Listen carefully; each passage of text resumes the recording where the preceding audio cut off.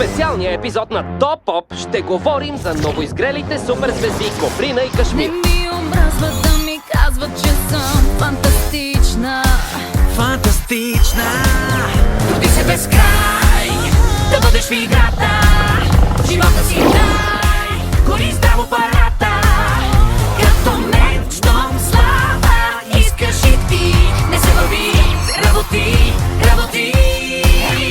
Гледай как.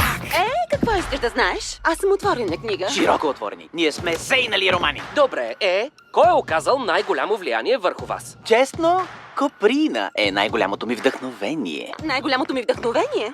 Ще дам същия отговор. Аз. Едно е сигурно. След 2 месеца на сцената, суперзвездното дуо ще получи престижната доживотна награда, която е за цялостни постижения. Не пропускайте участието им този уикенд в Арена Пълно безобразие. Последен въпрос. Как така оставате най-големите звезди, които Безобразнево е виждало? Каква е тайната ви? Тайна? Нямаме тайна. Кой е казал, че имаме тайна? Моят спокойно звучащ брат има предвид, че нещата са ясни. Просто трябва доста работа и супер много вроден талант.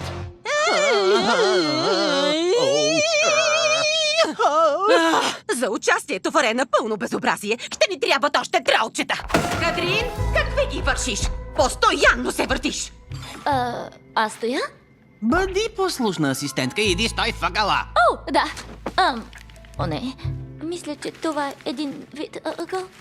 Ох, не мога да се оправя с нея. Вече прекалява. Време е за пръст. Не, моля ви, почти не ми остана никакъв талант. Може би за един отчаян коледен албум или изпълнение на националния химн, но само толкова. О, така ли? Не искаш? Добре, става. Ще се сбогуваме с кариерата си и ще се занимаваме с благотворителност. Забавно.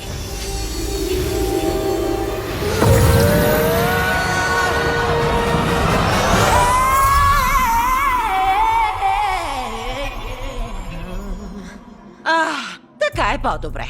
Толкова сме близо до всичко, което знаехме и вярвахме, че заслужаваме да имаме.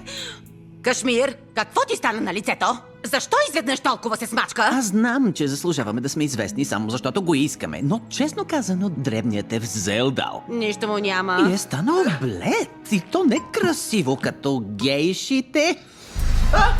Не виждате ли какво правите? Буквално изсмуквате живота от мен. Това казвам на Катрин всеки ден.